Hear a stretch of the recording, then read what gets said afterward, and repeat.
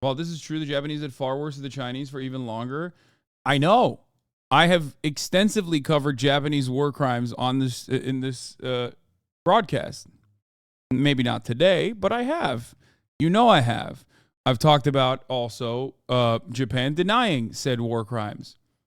This does not make it all right to kill random Japanese civilians to the tune of 225,000. That's insane. Anyway, let's watch this Oppenheimer vid now. Robert Oppenheimer might be the most important physicist to have ever lived. He never won a Nobel Prize, but he changed the world more than most Nobel Prize winners. Under his leadership, the best physicists of the 20th century built the atomic bomb, forever changing the course of history. If there is another world war, this civilization may go under. He has affected every war waged and every peace settled since the end of World War II. He also created a way for humanity to destroy itself. Now I am become death, the destroyer of worlds. This video is about how to build an atomic bomb, the life of Oppenheimer, and why serious scientists were worried. Yeah, guys, spoiler alert for Oppenheimer, okay? I'm just going to say it right now. If you're trying to go do the double matinee Barbenheimer this weekend, spoiler alert, this has some Oppenheimer spoilers. Just saying. About the explosion setting fire to the atmosphere, ending all life on Earth. Part of this video is brought to you by Ren. When J. Robert Oppenheimer was 21, he placed an apple laced with toxic chemicals on the desk of his physics tutor. The tutor, Patrick Blackett, was an experimentalist, and he had hounded Robert to do more of what he thought Robert wasn't very good at, experimental work. Oppenheimer had already been spending his days in a corner of J.J. Thomson's basement laboratory, attempting to make thin films of beryllium, which were used to study electrons. But Oppenheimer was clumsy and not good at this work. He was soon avoiding his duties in the lab, spending his time listening to lectures and Should have been avoiding the top of the hour ad break, you know what I'm saying? Way better for your mental health. Which, of course, you can do by subscribing for $5 or for free with a Twitch Prime by connecting your Amazon Prime account to your Twitch account where you get one free Prime subscription a month. Use it on your favorite broadcaster. Hopefully that's me. Right at the top of the hour is streaming ad break. You can avoid it. You can also get gifted a sub if you're lucky. Here's the streaming ad break now. Black Kakarot, thank you for the Katarot. Thank you for the 5 gifted subs. reading physics journals. It was 1925, and the 21-year-old Oppenheimer was becoming fascinated by the new field of quantum mechanics. Despite being surrounded by brilliant physicists like Rutherford and Chadwick, Oppenheimer was deeply unhappy. He wrote, "Thank you, I'm Cabana having a syndrome. pretty bad time. The lab work is a terrible bore, and I'm so bad at it that it's impossible to feel that I'm learning anything." A friend walked in on him lying on the floor of his room, which he called a miserable hole, groaning and rolling from side to side in emotional anguish. It was in this state that Robert attempted to poison Blackett. The specifics are lost to history. There are conflicting reports if Oppenheimer used cyanide or something he found in the lab which would have just made Blackett sick. This story sounds unbelievable, but Oppenheimer himself confirmed it. Luckily, Blackett did not eat the apple, but the attempted poisoning became known to the Cambridge University authorities. An apple a day keeps the doctor away. More like not eating apples literally can save your life. Straight up. Robert's parents were visiting their son from the US at the time, and Julius Oppenheimer successfully lobbied Cambridge not to press criminal charges. Due to his family's wealth, Robert wasn't even expelled from Cambridge, on the condition that he had periodic counseling sessions with a psychiatrist in London. In the summer of 1926, Robert traveled to the University of Göttingen. The chairman of the department was Max Born, who just 2 years earlier had coined the term quantum mechanics. Born was reportedly a thoughtful and gentle teacher, and had nurtured the work of Werner Heisenberg, Wolfgang Pauli, Enrico Fermi, and Eugene Wigner, basically the who's who of quantum mechanics. The class that Oppenheimer was in was also extraordinary, including luminaries like Paul Dirac and John von Neumann. Where the academic culture at Cambridge focused on experimental physics, Göttingen was all about theoretical physics. And under Max Born's mentorship, Oppenheimer thrived. His mental health improved, and he found a community of people who were as obsessed with physics as he was. On November 14th, 1926, Robert wrote to Frank, his younger brother, "You would like Göttingen. I find the work hard, thank God, and almost pleasant." Robert was thriving, and his talent was being recognized. Born later wrote, "He was a man of great talent, and he was conscious of his superiority in a way which was embarrassing and led to trouble." When Oppenheimer was 23, he graduated with his PhD in physics. He wrote his thesis in German on the quantum theory of continuous spectra. All in all, he published more than a dozen papers in the 2 years he was at Göttingen. Many of them expanded upon the work of Werner Heisenberg, who was just 3 years older than Oppenheimer. The two eventually met in 1927, the same year Heisenberg published his groundbreaking paper on the quantum uncertainty principle. By all accounts, the pair got along well. There was no way to know that just 15 years later, they would be deadly rivals, attempting to build the first nuclear bomb, Oppenheimer for the USA and Heisenberg for Nazi Germany. At the time, it was thought that getting significant amounts of energy out of radioactive atoms was impossible. Ever since the discovery of radioactivity by Henri Becquerel, Marie and Pierre Curie in the late 1890s, it was known that radioactivity was a passive process. Unstable atoms would just decay at random, unpredictable times. And surely there was no way to control that. In 1933, Ernest Rutherford, Oppenheimer's old boss from Cambridge, wrote that anyone who expects a source of power from the transformations of these atoms is talking moonshine. That same year, Albert Einstein said that there is not the slightest indication that nuclear energy will ever be obtainable. It would mean that the atom would have to be shattered at will. So, how would you break an atomic nucleus? Big L from Einstein. Well, you could take a proton and accelerate it through a large electric field and then smash it into a nucleus. This is exactly what John Cockcroft and Ernest Walton did in 1932. They accelerated protons into lithium nuclei, breaking them apart. The pair would later win a Nobel Prize for this work. But a proton is positively charged, so it's repelled by all nuclei, which are also positively charged. So to give them a hope of overcoming this barrier, Cockcroft and Walton had to use 250,000 volts to accelerate the protons. Even then, only about 1 in a billion protons actually hit and split a lithium nucleus. So this would not be an effective way to get energy. But there is another way. In 1932, the neutron was discovered, this subatomic particle that's about 0.1% heavier than a proton, and it has no electric charge. So a neutron would not be repelled from a nucleus. And in 1933, Leo Szilard was thinking about how you could use neutrons to split nuclei. It suddenly occurred to me that if we could find an element which is split by neutrons, and which would emit 2 neutrons when it absorbed 1 neutron, such an element, if assembled in sufficiently large mass, could sustain a nuclear chain reaction. But the thing is, nobody knew if there was an element that had a kind of nucleus that would do that. On the 29th of January 1939, Luis Alvarez, a promising young physicist, was getting a haircut while reading the San Francisco Chronicle. And suddenly, he got out of the chair halfway through the haircut and ran to Oppenheimer's office.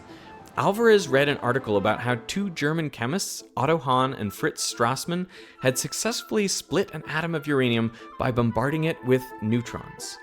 Oppenheimer was not impressed. "That's impossible," he reportedly told the young Alvarez, proceeding to mathematically prove on his blackboard why fission could never be achieved. But the next day, Alvarez had repeated the experiment and invited Oppenheimer to see it.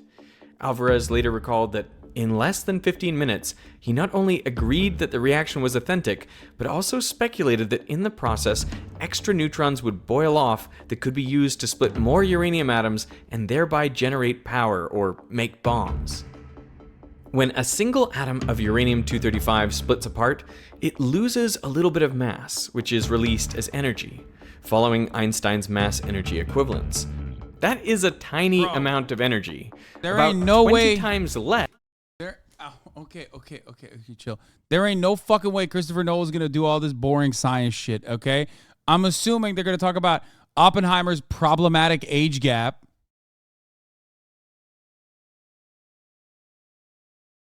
Not boring, what the fuck?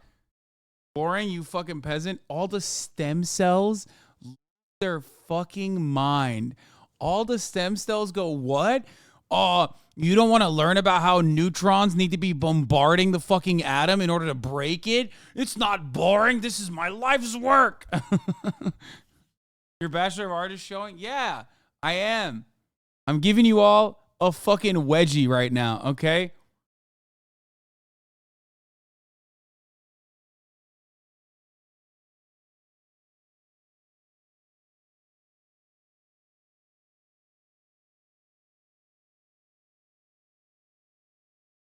Anyway, let's continue. Less than the amount required to raise a grain of sand the thickness of a piece of paper.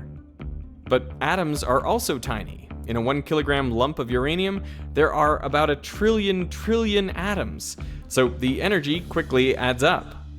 Soon, almost everyone was convinced. In August of 1939, Einstein, who just 6 years earlier believed that nuclear bombs were impossible, signed his name to a letter addressed to President Franklin Roosevelt. The letter, actually written by Szilard, warned Roosevelt of the possibility of nuclear weapons. It also pointed out that Germany had access to uranium from the mines in Czechoslovakia, which was recently taken over by the Nazis. Roosevelt began an informal uranium committee to discuss this topic, but then for 2 years, nothing happened.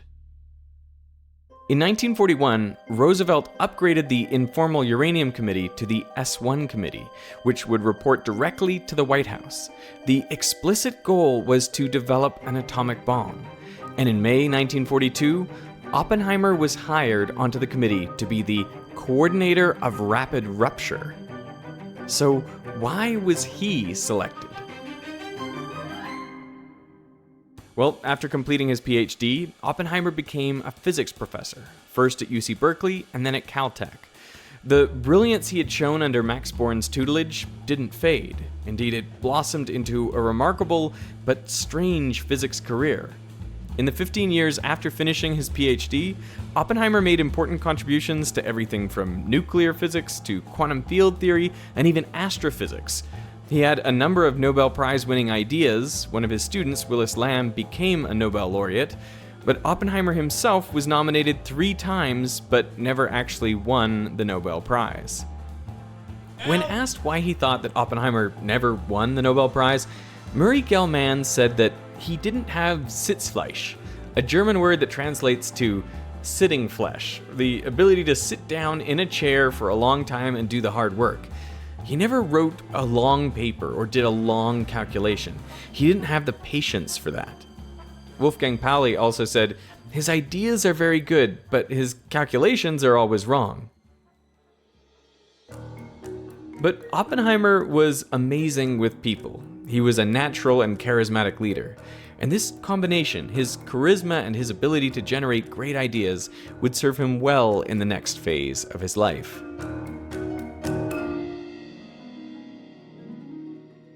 On the 18th of September 1942, General Leslie Groves was put in charge of the Manhattan Project.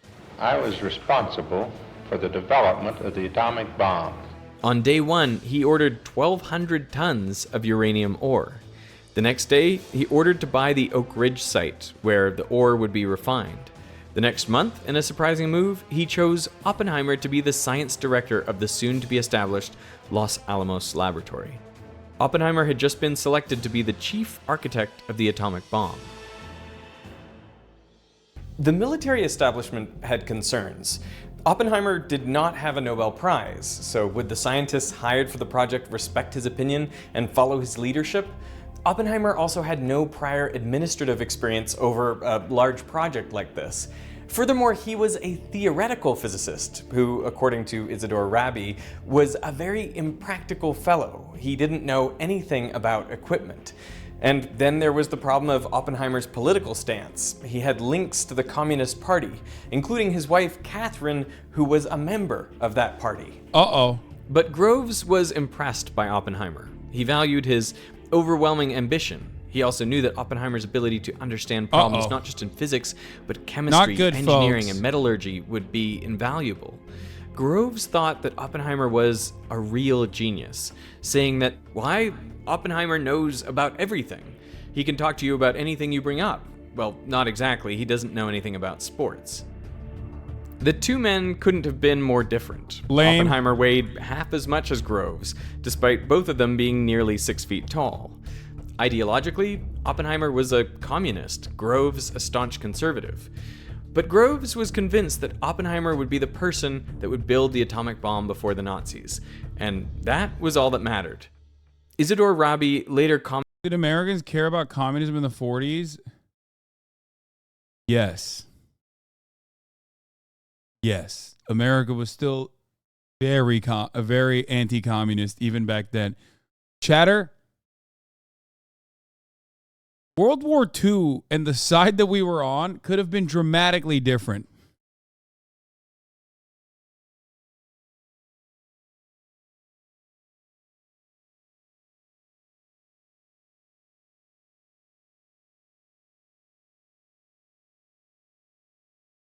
No, get out of there. Yeah, we could have had like a very different approach to World War II. There was some pretty big. I would go so far as say part of the reason why. Okay, let me explain something to you. Part of the reason why, in my opinion, people are going to get mad at me and say that this is like ahistoric and fuck you and you're wrong. I think part of the reason why America assuredly joined the side of the Allies rather than the Axis in World War II was because the Anglification of any kind of Germanic origin and German culture in America was destroyed by World War I. So it was because of World War I where there was no like every German was like, oh no, we're American. Like there's no German culture in America. So then the Bund movement in the United States of America never really took additional, like it didn't take more. Well, Pearl Harbor too, but my point is, I think part of it is because there was no, like, the American Bund movement couldn't take root in the same way that it could have due to the complete evisceration of German culture in America.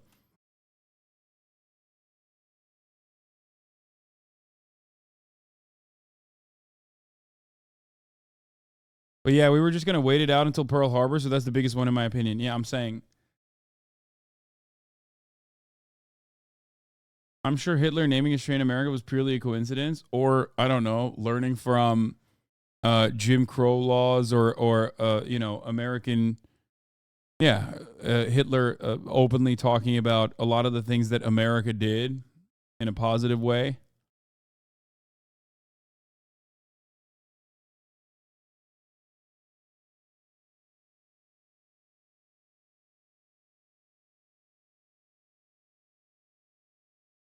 Commented that hiring Oppenheimer for this role was a real stroke of genius on the part of General Groves, who was not generally considered to be a genius. The Manhattan Project needed a location, somewhere isolated to keep the project secret, safe from enemy attack, and while no one wanted to admit it, somewhere that was sparsely populated just in case there was an accident. Oppenheimer proposed. Anyway, the only reason why I'm mentioning, and also part of the reason why Americans were supplying both sides, but in many respects, the Nazi side for a very long time is partially due to that as well, because like German fascism isn't just an ideological movement. German fascism also had a very important role in restoring order for the prior dominant hierarchical power structure of capital owners maintaining control over the economy. It's a reactionary movement that certainly had a lot of cultural reactionary aspects to it, but that was more so seasoning, an additional method to, an additional way to engage in some kind of populism.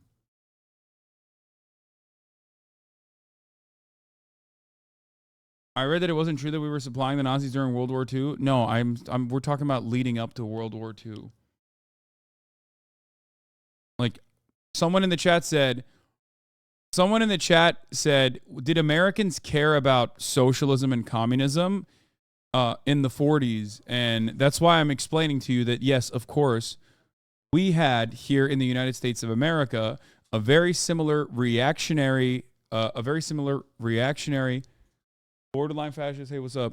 Borderline fascist, if not openly fascist, corporate capital owner group.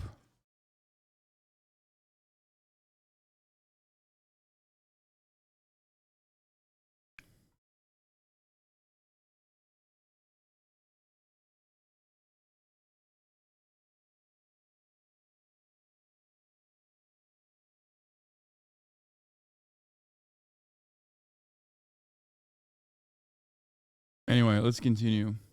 Los Alamos, New Mexico. He had fallen in love with the harsh desert and the mountains of New Mexico when he was in his 20s.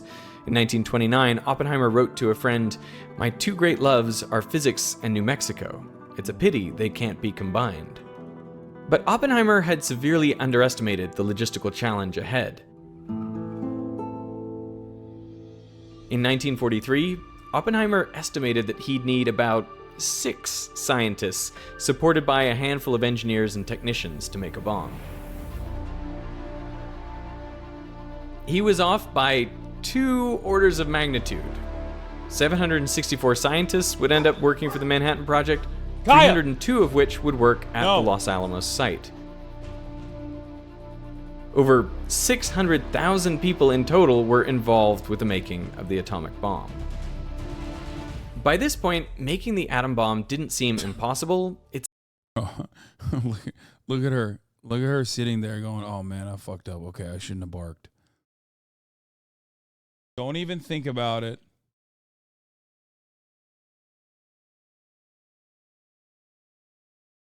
She's thinking about it. Kaya, go to your bed. Go to your bed. No, not to me. Your bed. It seemed likely. On the 2nd of December, she's not guarding her dad. She wants attention. Alex, who just walked past. 1942, a team of physicists at the University of Chicago, led by Enrico Fermi, created the world's first artificial nuclear reactor, Pile 1. It consisted of 45 tons of uranium and uranium oxide and 330 tons of graphite blocks. Horrifyingly enough, it was located under the stands of the football field. It generated about half a watt of power. And if you can make a nuclear power plant, you can make a bomb. The only real difference between the two is how many neutrons hit the next atom, causing it to split and release more neutrons. If, on average, that number is 1, there will be a stable, self-sustaining chain reaction, but it won't grow. If it's less than 1, the reaction will die down. And if it's more than 1, the reaction will grow. This is known as the multiplication factor, K. Nuclear reactions are similar to pandemics in this way. The simplest way to make a nuclear bomb is to get enough fissile material. Whoa, chill, bro. Should we know about this? Yo, chat. Stop taking notes. Yo.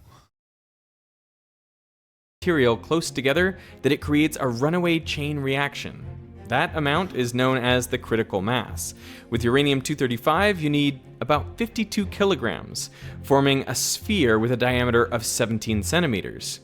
If you use plutonium-239, the critical mass is much smaller, only around 10 kilograms, which would create a sphere only 10 centimeters wide.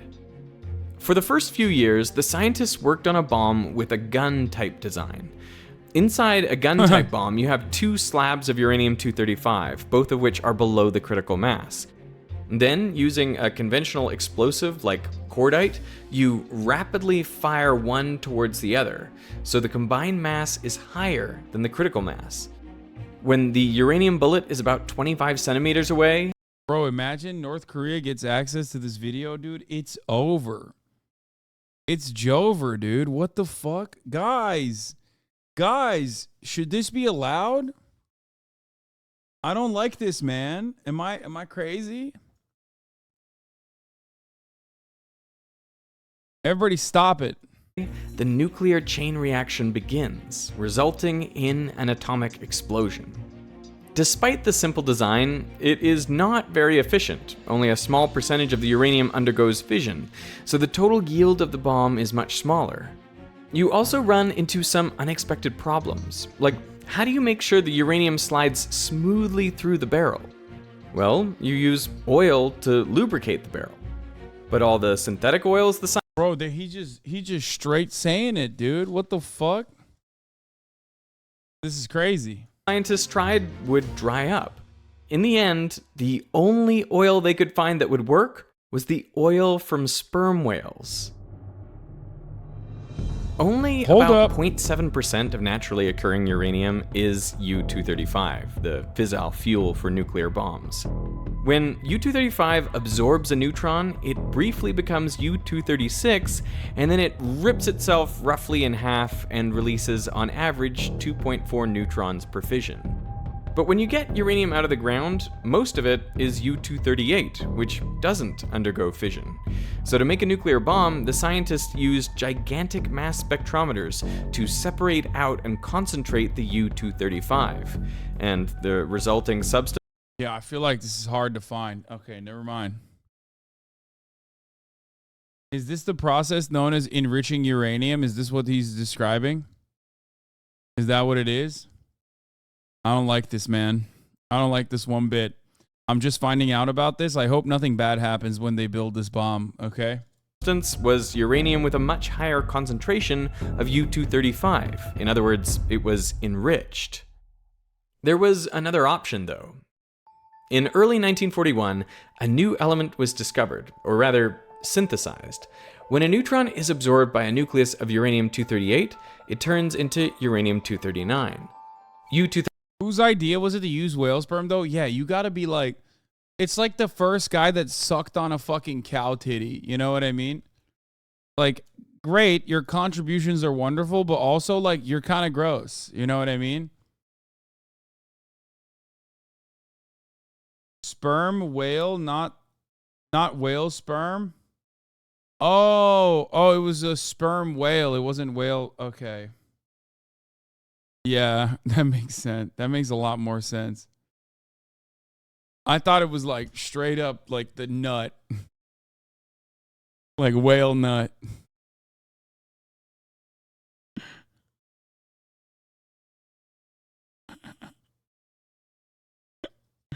They were just like jerking off whales, dude.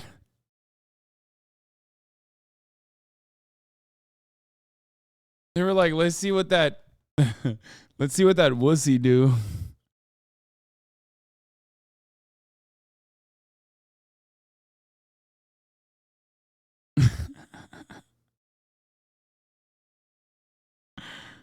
Oh, geez. 39 is unstable, so it decays into neptunium, which then becomes plutonium.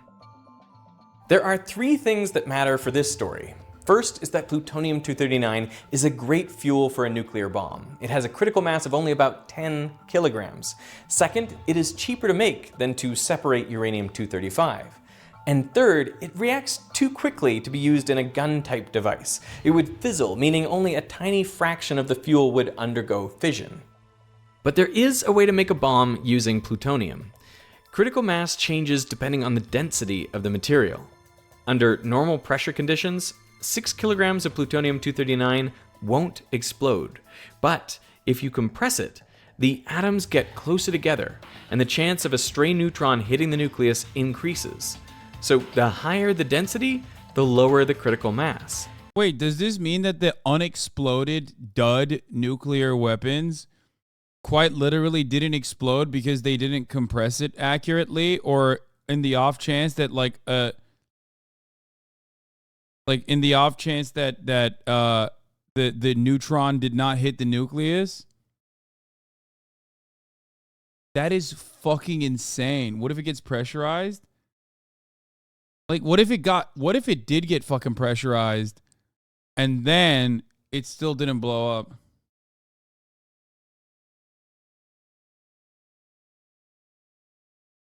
It's why bombs falling out of planes and shit isn't actually a risk of explosion. They were pretty much dirty bombs. Most of the fuel wasn't used.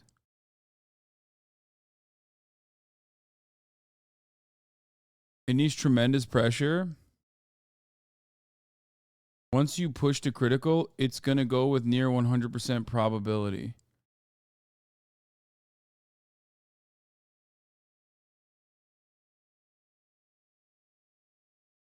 Oh, what the fuck? Literally a scientist now? Dude, they should fucking... The American military should hire me, dude. I know how to make a nuclear bomb now.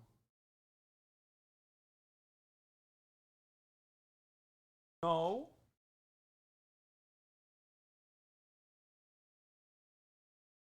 Oh.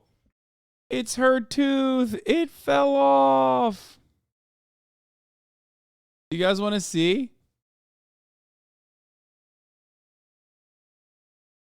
It's her baby tooth.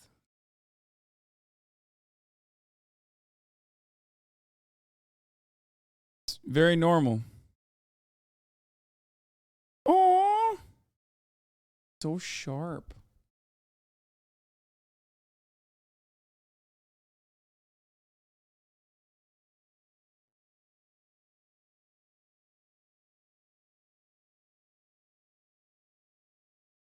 I'm gonna put it under her pillow. It's so funny. She has like no idea what just happened. I just caught her like trying to pick it up off the ground and like bite into it again. You know what I mean? Like as though it's just like something that she had. It's like something that she had in her mouth that she's going after her tail now.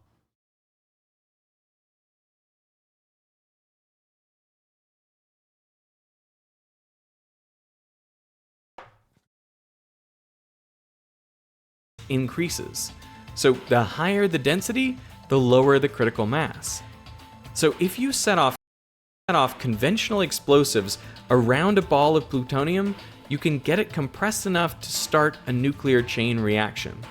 And this was the whole idea behind the implosion bomb design.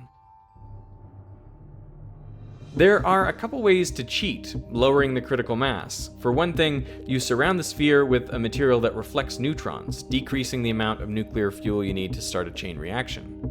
You can also have a neutron source, something that kickstarts the chain reaction.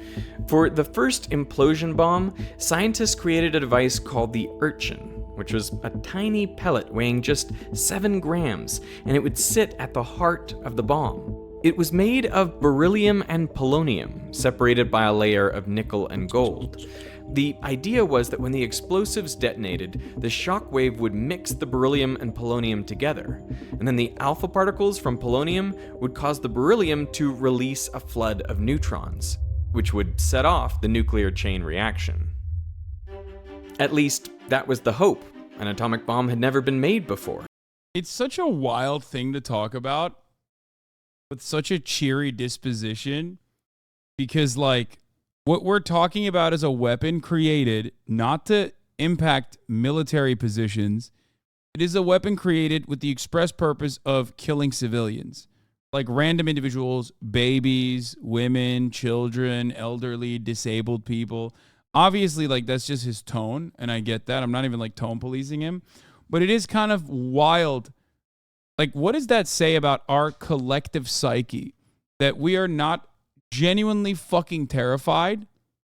We're not genuinely and legitimately terrified that, like, we just went and made this thing. Okay? But instead, we're just like, yeah, it's a big success. It's awesome. Kaya. Get out of there. Come here. Get out of there. Get out of there.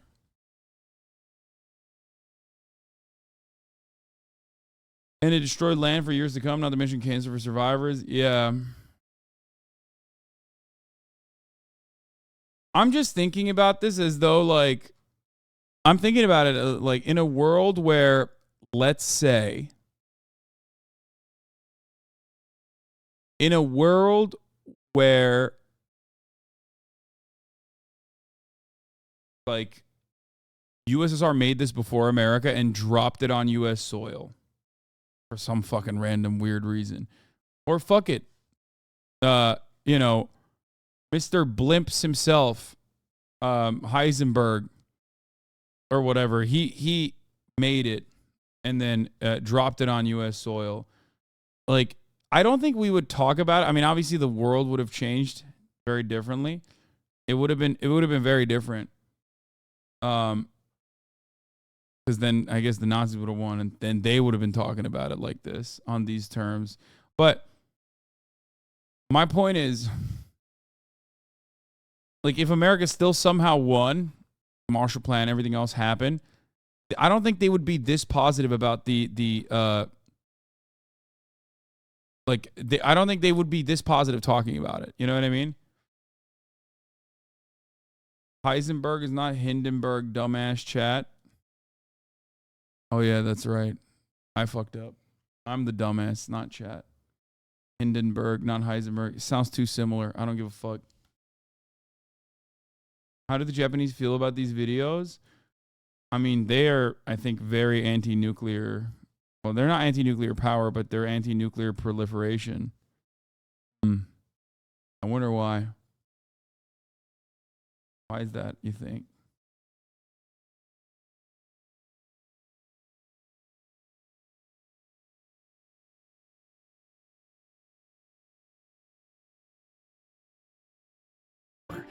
Oppenheimer and the rest of the scientists at Los Alamos needed to act quickly. It was already 1945, and Truman wanted to test the weapon before the start of the Potsdam Conference. That's where Truman, Churchill, and Stalin would come together to plan the post-war peace. The conference began on the 17th of July. The earliest date that everything could be ready for the bomb was just 1 day earlier. So that is when the test was scheduled. It was codenamed Trinity. The night before, Oppenheimer was If you ever need someone to believe you're dumb again in the future, have them watch the last 10 minutes or so, lol. Yeah. nervous. I think there were so many things that could go wrong. Yeah, he looks very nervous. Look at him. He's fidgeting. The last test firing of the explosives, without the actual plutonium core, was a failure. To calm himself, he recited a stanza from the Bhagavad Gita, the sacred Hindu poem. He had actually translated the Gita from the original Sanskrit himself.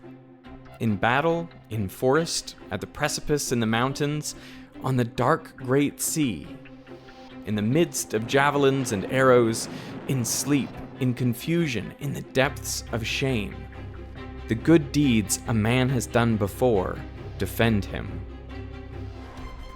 Perhaps more terrifying than the idea of the bomb not working was that it would work too well. Around 1942, Oppenheimer discussed with Arthur Compton a terrible possibility that a nuclear test could end the world. The worry was that the nuclear bomb would create temperatures so hot that fusion would occur. A tiny fraction of the atmosphere, just 1 part in 2 million, is hydrogen gas. But the worry was that at high enough temperatures and pressures, that hydrogen could fuse together, releasing... Wait, these motherfuckers still blew this shit up with a non-zero chance? Yo, Americans are so crazy, dude. That is... Like, Americans are so insane. I love... Whenever America's like, oh, Iran can't get a nuke, like they can't get their hands on a nuke, they would be irresponsible with it. And I'm like, bro, do you hear yourself? You're the only country that has ever detonated a nuke on another country, dude.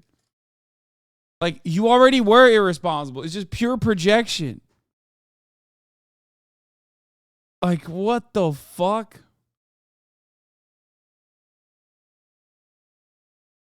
Energy. This energy would fuse more hydrogen. It could also... They basically got lucky. Like, what if their calculations were correct and that could have happened? You know what I mean? Like, the fact that they didn't know and there was still a non-zero chance, and yet they still went along with it, is wild, honestly. Break apart the hydrogen from water vapor, causing that to fuse as well. That would release even more energy, causing yet more fusion, until the entirety of the Earth's atmosphere would become a giant fusion bomb. Recalling his conversations with Oppenheimer, in 1959, Compton said, "Nor was this all that Oppenheimer feared. The nitrogen in the air is also unstable, though in less degree. Might not it too be set off by an atomic explosion in the atmosphere?" Most of the scientists quickly realized how unlikely this scenario was, and they continued on with the project, so no one took the idea too seriously. But the thought of starting a fusion reaction with a fission weapon would become very important after the war. The Trinity test was scheduled for 4 a.m., but it was delayed due to a storm. So at 5:29 and 21 seconds, the Gadget, the world's first nuclear bomb, detonated. The high explosive squeezed the core of plutonium inwards. The shockwave mixed the beryllium and polonium, releasing a flood of neutrons. The Urchin worked. It jump-started the nuclear reaction, and now there was no way to stop it. Wait, who was it? Some fucking random reactionary dumbass was like, the nuclear bomb is not real, because how else could they have filmed it and then the camera is fine, not realizing that the camera was like fucking 5 miles away? Oh my god, dude. That's so awesome. What else are they lying to us about? The nuclear bomb is fake. 6 kilograms of plutonium created an explosion that was equivalent to nearly 25,000 tons of TNT. The New Mexico mountains were illuminated brighter than in daytime. The shockwave was felt from over 160 kilometers away. The mushroom cloud rose to 12 kilometers into the sky. It was so hot that the desert sand melted into a glassy mineral now known as trinitite. Fortunately, the blast did not set fire to the atmosphere. Yeah, that would have sucked, dog. It's like crazy that we had a likelihood of like blowing up the fucking entire planet.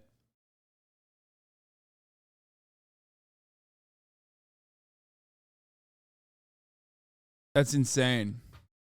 Hey, you just got to figure it out somehow, you know what I mean? On August 6, 1945, the Boeing B-29 Flying Fortress dropped Little Boy, a gun-type nuclear bomb with 64 kilograms of enriched uranium. The nitrocellulose ignited, pushing the slugs of uranium-235 together, tipping it over its critical mass. The blast from the explosion, equivalent to 15,000 tons of TNT, killed nearly 70. You want to know the worst part about this? Like, unrelated to the story at hand here, is that because of all of like the Looney Tunes television cartoons, I can never hear TNT and think it's anything but comical. Like, this guy just said like, oh, it's the equivalent of together, fucking whatever, tipping it over its critical mass. Like, oh, it's like 11,000 tons of TNT. I'm like, oh, dude, that's so funny. In my mind, immediately I think of like Dynamite from Looney Tunes. It's so fucked up. The blast from the explosion, equivalent to 15,000 tons of TNT, killed nearly 70,000 people. Another 70,000 would die from burns and radiation poisoning in the following months. 3 days later, an implosion-type bomb, like the Gadget, was dropped on Nagasaki, killing an estimated 80,000 more people. Yeah, they just went like, yeah, they went and fucking dropped it again. They were like, so nice we had to do it twice. It's so fucked. More than 95% of the 225,000 people killed in the bombings of Hiroshima and Nagasaki were civilians. Yeah, I mean, of course. Most were women and children. In 1965, recalling the moments after the Trinity test, Oppenheimer said that he thought of another verse from the Gita. We knew the world would not be the same. We also firebombed civilians for 50 months leading up to this. And then some people still, like, I wouldn't say, I guess some historians still claim that this was the only way to effectively stop the firebombing campaign. Like, it would have been worse off for Japan overall if we just never stopped the firebombing campaign and continued it, especially because all the Japanese houses are made of wood, and never dropped the nuclear bomb, because then there's no other way to do it. There's no other way to do it. You have to either keep firebombing or nuke it, you know? People in high school literally make this argument. Yes, because they're fucking insane. Few people laughed. Few people cried. Most people were silent. I remembered the line from the Hindu scripture, the Bhagavad Gita. Vishnu is trying to persuade the prince that he should do his duty, and to impress him takes on his multi-armed form and says, "Now I am become death, the destroyer of worlds." I suppose we all thought that one way or another. After the war, Oppenheimer was a national hero. His portrait was on the cover of Time magazine, and he became a household name. Again, stop for a moment. A lot of you are American, or you live in the Western world. We know this from the census, right? Stop for a moment and put yourselves in the shoes of a person that is not from America. A Japanese person, maybe, like a Japanese civilian, okay? Think about the celebration of a dude who just, like, not single-handedly, but was, like, most responsible for wiping out hundreds of thousands of people with 2 bombs. And then, like, the way that it is received, the way that is, like, the reception of that. The reception of that in the United States of America, going like, dude, this big dub. Big fucking dubs, dude, all around. We melted so many babies in Japan. It's fucking fire. The Japanese aren't exactly great on their World War II legacy, though. Yeah, okay. I don't know if you've ever read A People's History of the United States by Howard Zinn, but my man was he was a bomber. Howard Zinn was responsible for bombing campaigns over civilian territory in Germany. He said that was the reason why he realized, okay, maybe we're not doing some really good shit here. Okay? And like that is, by American metrics and by global metrics, seen as a significantly more understandable thing. Yeah, Dresden was the reason why he was like, I did that shit, and I was like, this is messed up. This is completely unacceptable. Fake story. We all know you don't read. Okay, well, I mean, you can say it's fake, but it's not.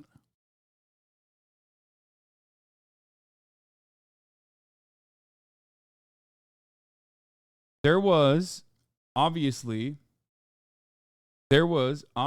still bombing campaigns that occurred over civilian territory in active conflict, and it's always going to be bad. While this is true, the Japanese did far worse than the Chinese for even longer. I know. I have extensively covered Japanese war crimes on this in this broadcast.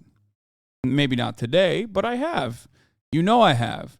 I've talked about also Japan denying said war crimes. This does not make it all right to kill random Japanese civilians to the tune of 225,000. That's insane. Like,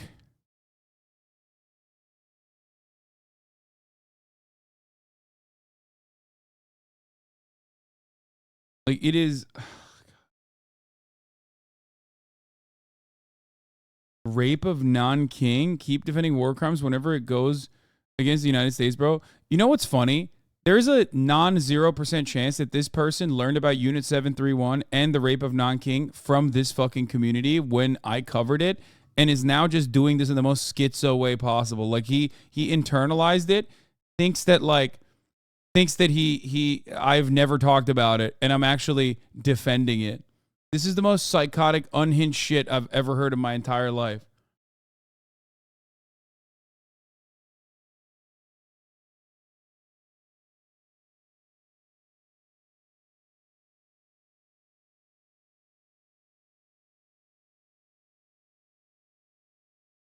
This chat literally didn't learn anything from the TikTok done like an hour ago. Jesus fucking Christ. It's so psychotic.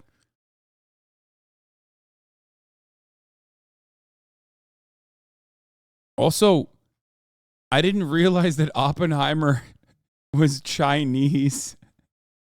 Like, what do you mean? You think America... Wait. Walk me through something very important here.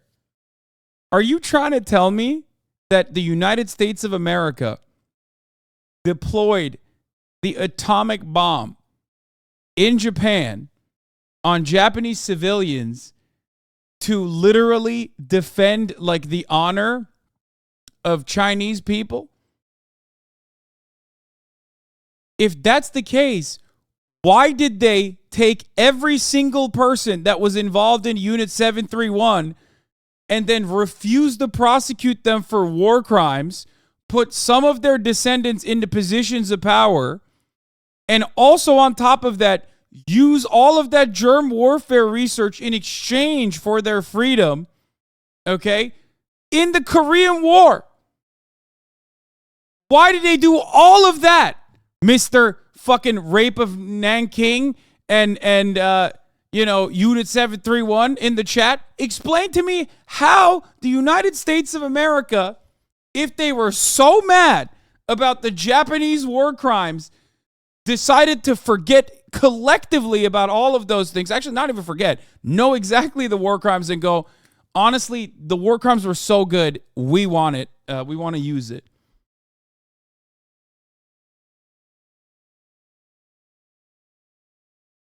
Is that why they did that?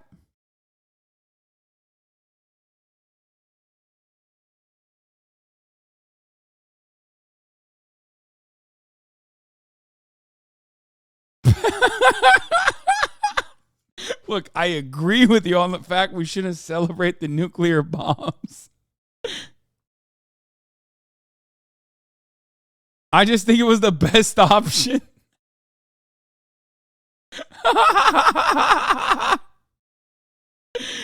It's psychotic. It's just funny. It's just funny because it's like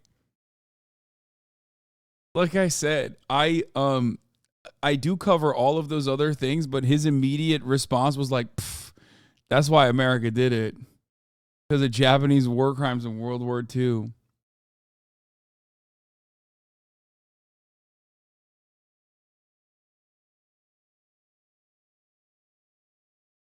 Yeah, they definitely didn't have to drop the bombs. I'm pretty sure. I'm pretty sure that's like, I would say that's decently well established. That was more like a flex.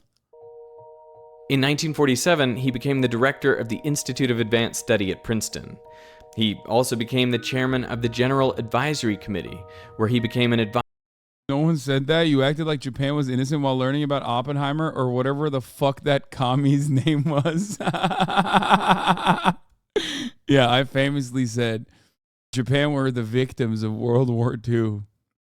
It's something that I say all the time. I am such a weeb that I'm regularly saying that. Often you can find me saying, comfort women who? What does that mean? That just, it's in the name. These are comfortable women, right? That's advisor on nuclear weapons related issues. He used his position to argue for arms control. In August 1949, the Soviet Union tested their first atomic weapon.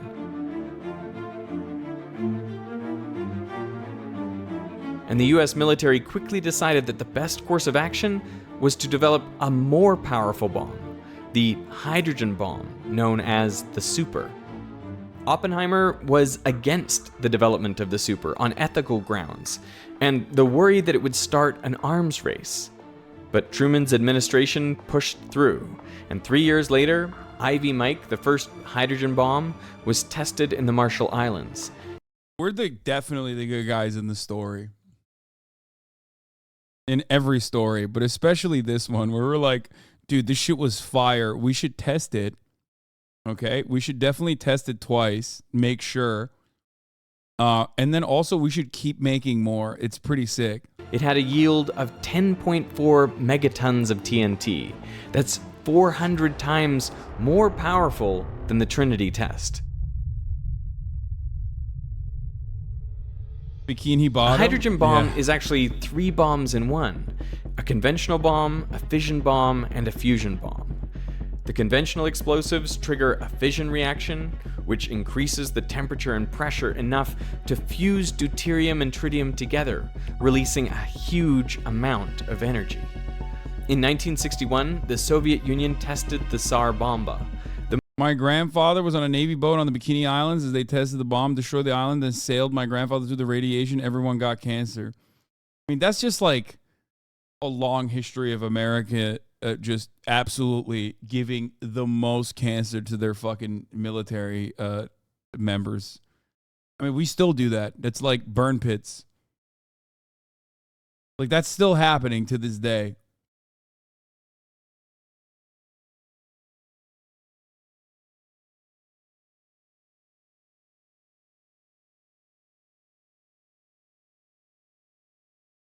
There are people who believe that when the first nuke was tested, it sent a gravitational wave throughout the galaxy, alerting other species of our existence. That's so sick. I love that. That's actually a very cool concept.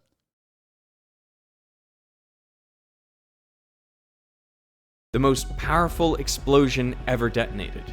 It was another 5 times more powerful than Ivy Mike, around 2,000 times more powerful than Trinity.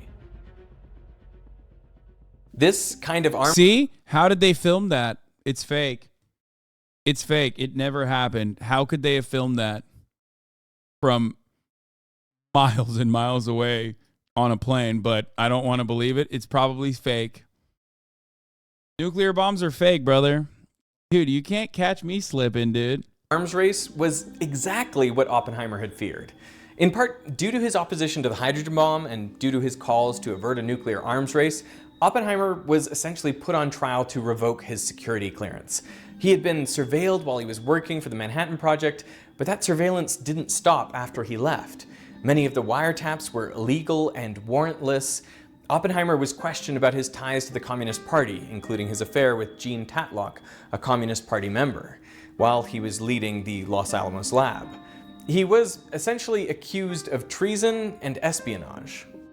In December 1953, Oppenheimer had his security clearance suspended. His face, now grim and in black and white, was once again on the cover of Time. His security hearings were international. He was kind of hot, though. Like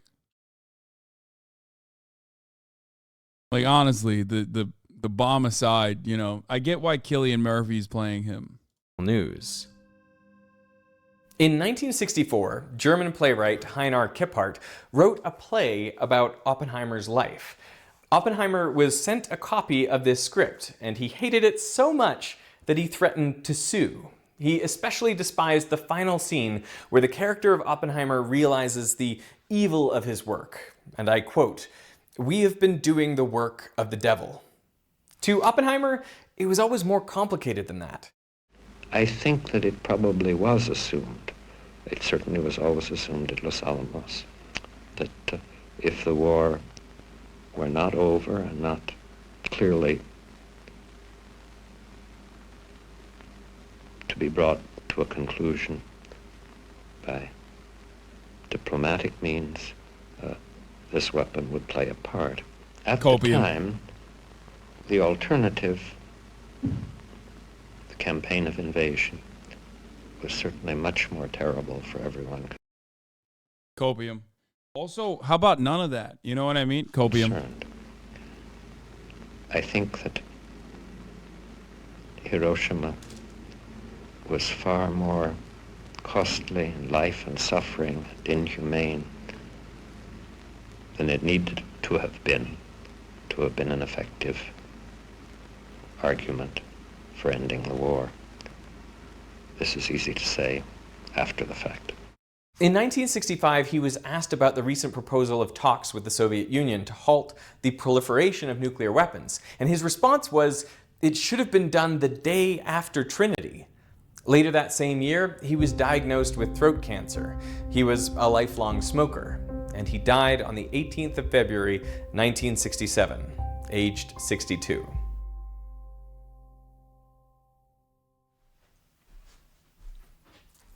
Advances in science and technology have given humans tremendous power to make the world better or worse. And nuclear war isn't the only thing we have to worry about. Human-caused climate change poses a serious threat to ecosystems and the most vulnerable people around the world.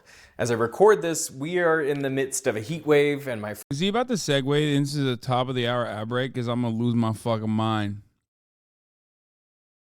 It'll be like, if you want to learn how to make your own nuclear bomb, subscribe to Skillshare.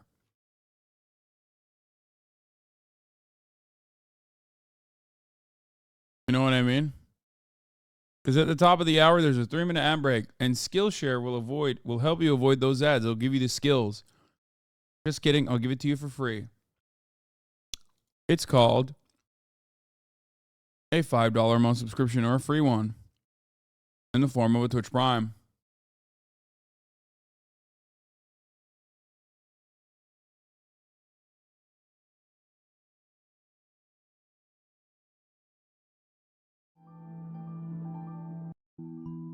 Smoking. That was so.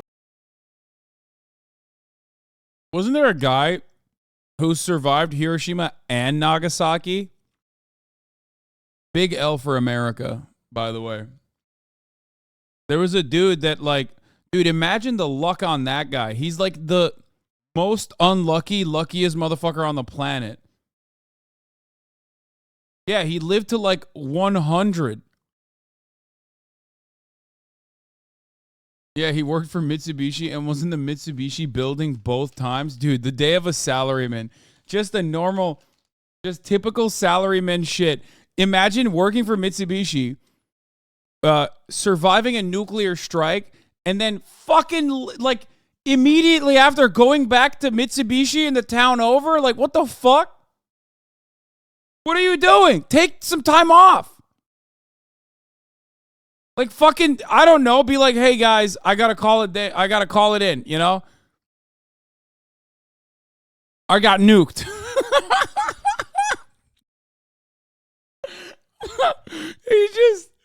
It's fucking crazy. Yeah. Although at least 70 people are known to have been affected by both bombings, he's the only person to have been officially recognized by the government of Japan for surviving both explosions. He was a resident of Nagasaki. Yamaguchi was in Hiroshima on business for his employer, Mitsubishi Heavy Industries, when the city was bombed at 8:15 on August 6th. He returned to Nagasaki the following day, despite his wounds. He returned to work on August 9th. Bro, he was like, it's just fine, dude. It's fine. Come on, man. The day the second atomic bombing.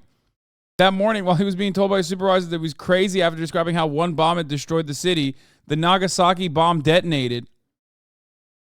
He was recognized as Hibakusha, explosion-affected person of the Nagasaki bombing.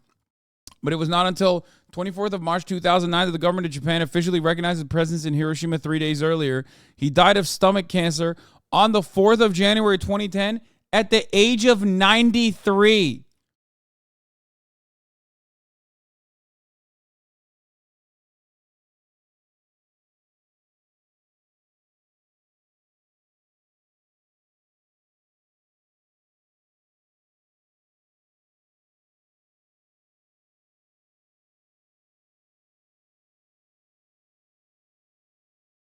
Please read my message. It was important because my grandfather was active in air service during the war. I was an aeronautical engineer. Please, this is interesting.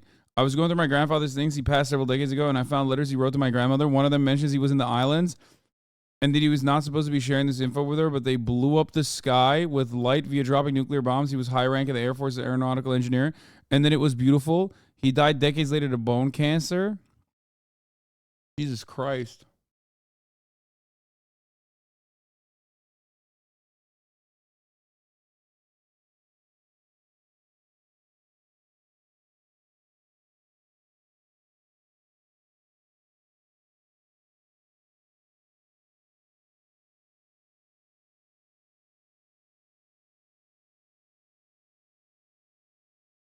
Dude, he was on his fucking Sigma grind set. I'm not over this, man. I'm not over this. Motherfucker literally went back to work. I mean, holy shit.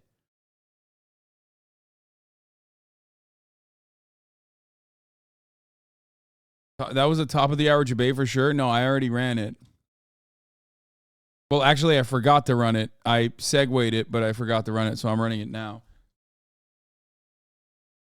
Like, if he hadn't gotten fucking stomach cancer, he would have still been alive and kicking to this day, I think. 13 extra years? What's it to Tsutomu Yamaguchi, you know what I mean? He looks good. This is 1 year before he died, bro. He looks fine.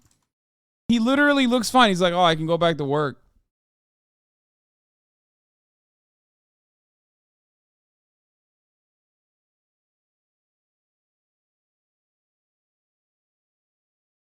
To be honest, I think you would keep streaming if California got nuked. I mean, if I didn't die, yeah, 100%. I'd be out there with a fucking IRL camera. You kidding me?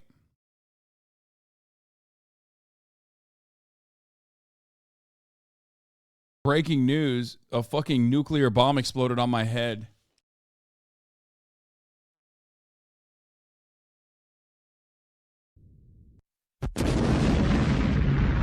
That's 10 tons of TNT. That's 1 ton of TNT. Wait, is this Christopher's own explosion?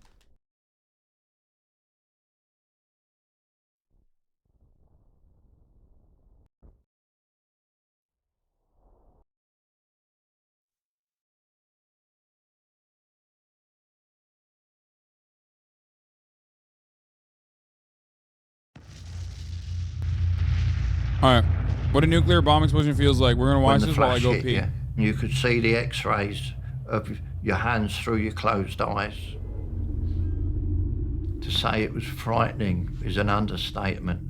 We were basically used... Bro, what happened? This guy became Australian? He got nuked so hard he's Australian now. Guinea pigs. The worst thing that could ever happen to a person.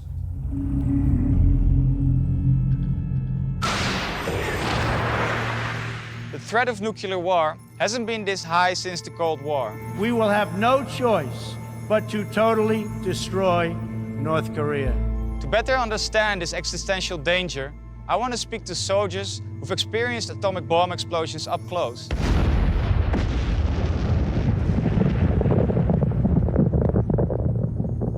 While everyone knows about Hiroshima and Nagasaki, few are aware that an additional 2,000 atomic bombs were detonated after World War II and tested on hundreds of thousands of young soldiers to prepare them for nuclear war. Most nuclear tests were performed by the United States and Russia, but 20,000 British soldiers were also involved. These missions were secret, and up until recently, the veterans weren't allowed to discuss them. Only a few of these men are still alive today. I've been invited to a reunion of atomic veterans in a village near Bristol. The veterans have traveled from all over the country to share their experiences. I wonder if they're more concerned about the threat of nuclear war than my generation is, as they have experienced the power of these weapons firsthand. And it's 167. 167. Bro, I would not feel comfortable going in that room. These motherfuckers' bones have radiation in them. You know what I mean?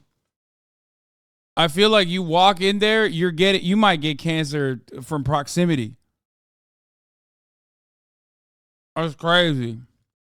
When I arrive, the room is full of old men playing bingo. Hello, I'm Wester. Okay, I take it back. How bad could nukes be, bro?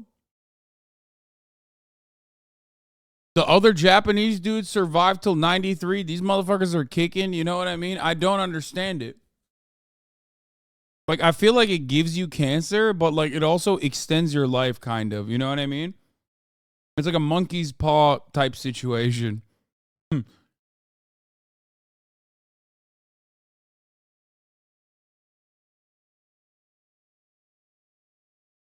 These are the very few that survive. Okay. How about this? If it doesn't kill you with cancer, like early on, it lets you survive for like much longer than you normally would.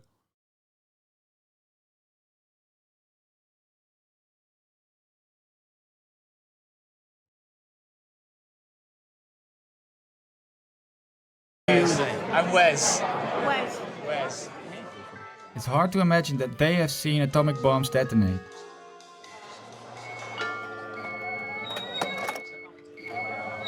After this video, I'm going to get on a Discord call with Valkyrie and Myung, and I'm going to play a game that they wanted me to play. It's a bit Gaming is back on the menu. Right, so I want to speak up. My name is Peter Barnard. I served in the area for 5 years in the Pacific for the weapons testing. My name is Douglas Hearn. When I was 21 years old, I was sent to Christmas Island.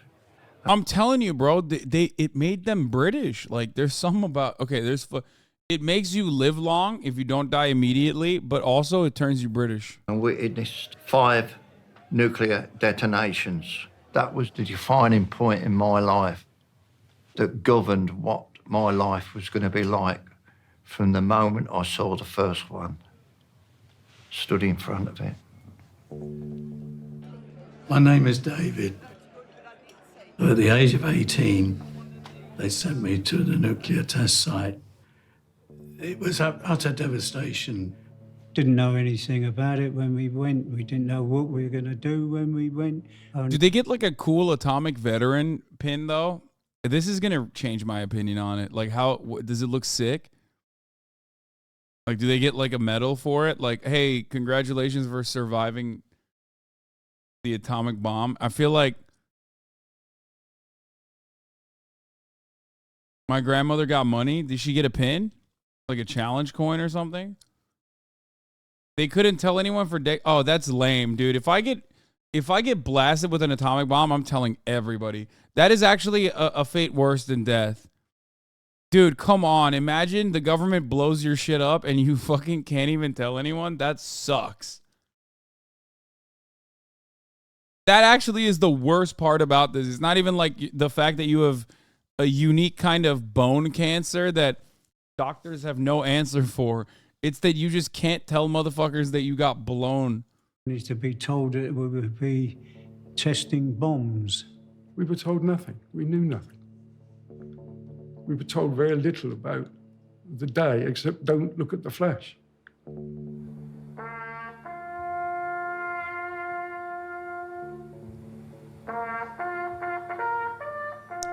God, this is such a boring way to fucking describe the situation. Ay. You either die a victim of American chauvinism or live long enough to see yourself become an Aussie. Yeah, they blew him so fucking hard. They turned British, like I said. And you don't even turn into a superhero. Continue to vid, it's good.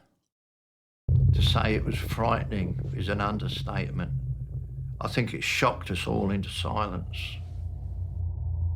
When the flash hit you, you could see the X-ray. There ain't no way. They just made him sit on the ship. That's crazy. They're like, don't worry about it, bloke. Don't fucking look at the flashing lights. Just close your fucking eyes. You got a hat. You'll be all right then. Your hands through your closed eyes. It was just sheer brilliant light. So I've never seen anything like it. Never had done. In the process of hands over your eyes, you saw every bone in your hand. If I was looking at you now, I would see all your bones. You would see all the blood vessels and everything, the bones a lot. Then the heat hit you, and that was just as if somebody my size had actually caught fire, then walked through me. It was an experience that was absolutely unearthing. It was so strange. Some of the lads would stand up, but about 30 odd seconds later, you'd get the blast, and the blast would knock you flying. And there were guys with bruises and broken limbs. We couldn't believe it. After a while, we were told that we could now stand and look up and watch the mushroom form. You Like a caught treat. sight of it at 90. Like a treat. They're like, yeah. All right, lads, look at the mushroom clouds. Yeah, it's your dessert.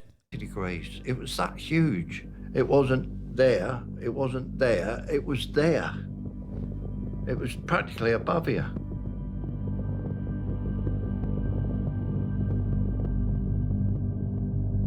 All they saw was this rising fireball, a colossal fireball just going up, and thunder, lightning, you name it. What I noticed most was the clouds moving away. Yeah, this guy got fucked up. I can tell. Guys, I'm a British expert. Okay? He's in great distress. You guys think he's cute, but this is how they behave when they're in great distress. Like that. You know, round and round and round. I think it was too much for some of them, and some of them would cry and ask for their mum. That was awful. There was no comprehension that anything like that could even exist. It was immense. It's a sight to see, but never want to see it again.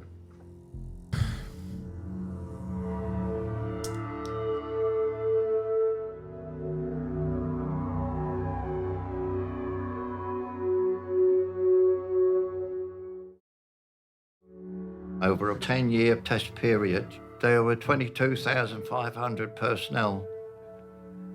In 2013, we estimated that I'm so glad that they ran these tests. Like, how bad were these guys? Like, what do you do on the ASVAB to get the fucking, you're going to be nuked brigade? You know what I mean? Like, they were like, we can't put these guys in any position in the military. Like, motherfuckers failed the British ASVAB. So they were just like, dude, you guys are the nuke guys, okay?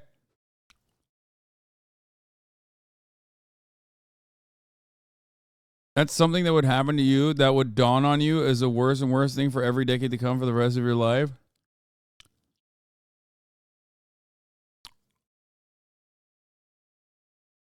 They got a lifetime supply of Nuka-Cola.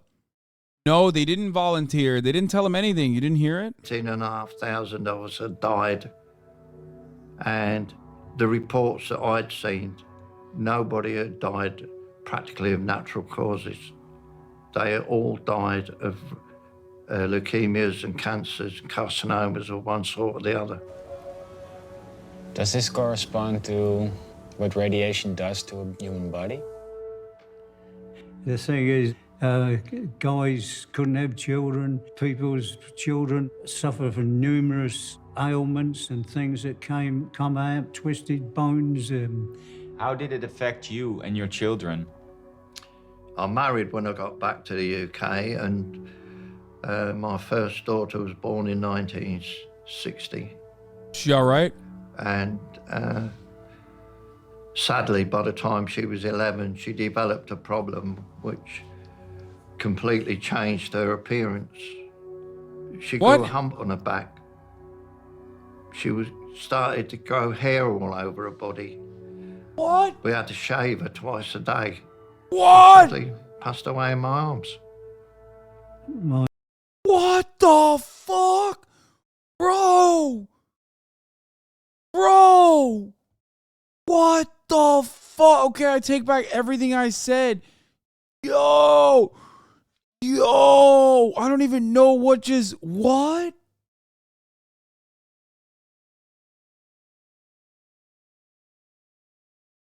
Bro, the nuke fucking fried his like sperm? What the fuck?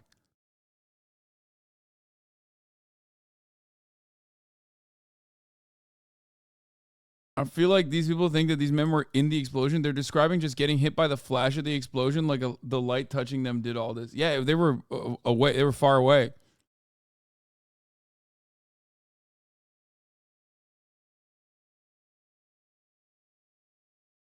What if they can give you a super cool pin for that though? Yeah, no, I've decided that's not good.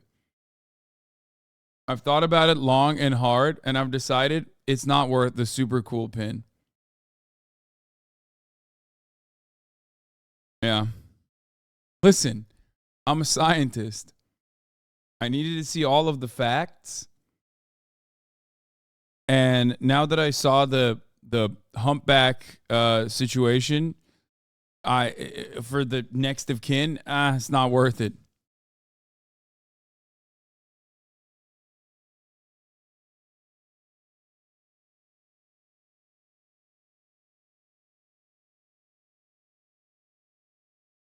My youngest daughter, I think, is the worst.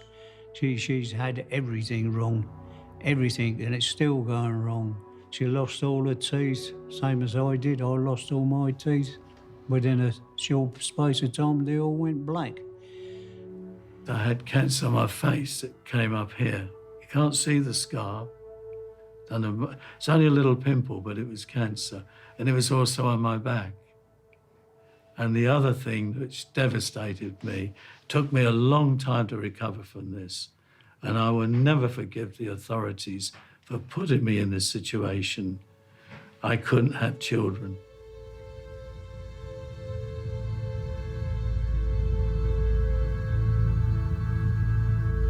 How do younger people respond to what you experienced? First of all, we were not allowed to talk about it. And it was... The common belief was that if you could hold up your thumb and it covered the blast, you were safe, like the Fallout Pip-Boy. But these fellas said the mushroom was above them. Okay, yeah.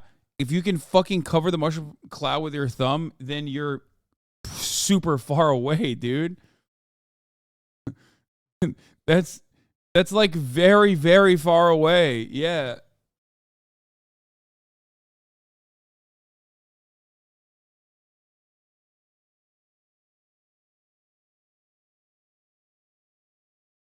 It is insane that these guys were just like, yeah, we're just testing this shit out. Have fun. It's incredible that they did that. A good number of years before we were even allowed to. Yeah, they can't even fucking put their thumb up because they're seeing through their thumb. I also do. Yeah, they were seeing through it, bro. They got X-ray vision. It's bananas that they just told him, put your head down and close your eyes. Just don't look at the light.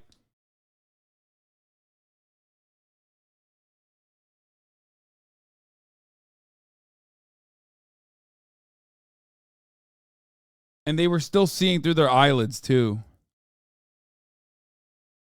Talk about our experience. We were never allowed to talk about our duties out there. Did you, after this happened, speak about it with your mates? No. Family? No? That's crazy. So I don't want anybody to know what we done and how we done it. The veterans say they were sworn to secrecy and couldn't talk about it until the late 90s. Not even with their families. If they did, it would amount to treason and they'd face a prison sentence. Bro, can you imagine going to jail after you reveal to the public that your daughter died due to the fucking testing that they did on you? We had no compassion from anybody. We had no help from anybody. And we still have very little. And for a government to do that to its own people is absolutely disgraceful. It's outrageous. Does it feel good to now be able to talk about it? Well, it helps, doesn't it? To get over it. You're still getting over it? Yeah.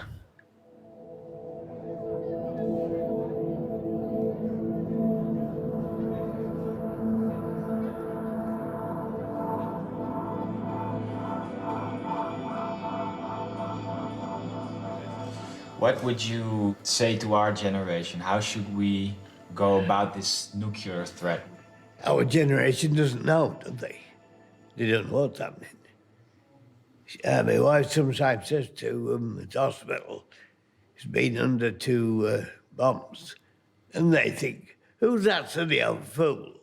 You know, what's he romancing about his being a bomb testing site? They have no idea. They have no idea about anything. I think young people ought to be educated to the events that took place in those 10 years. The onus is now on the young people who are coming to take our place. Yeah, but these guys clearly haven't read enough material from those who are championing the continuation of the war in Ukraine and how little the issues will be if there was like a mini atom bomb that they deployed in Ukraine. You know what I mean?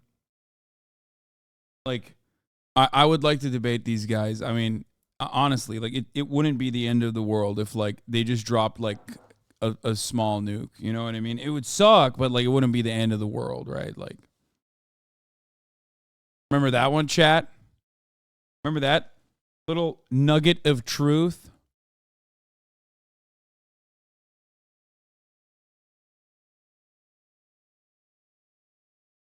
To get rid of these weapons.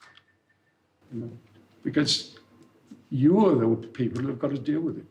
And the younger generations that come behind you, with the right sort of education, they will do that.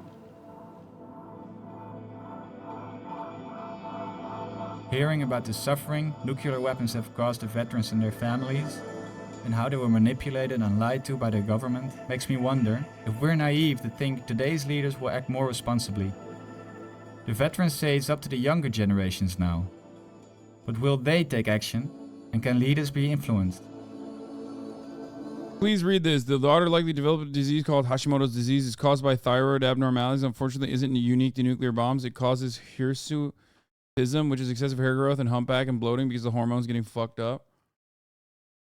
This is why Metal Gear should be taught in school. Agreed, brother. This is why we need the entire Metal Gear Solid series being taught in school. Also, I want to show you this fucked up fish.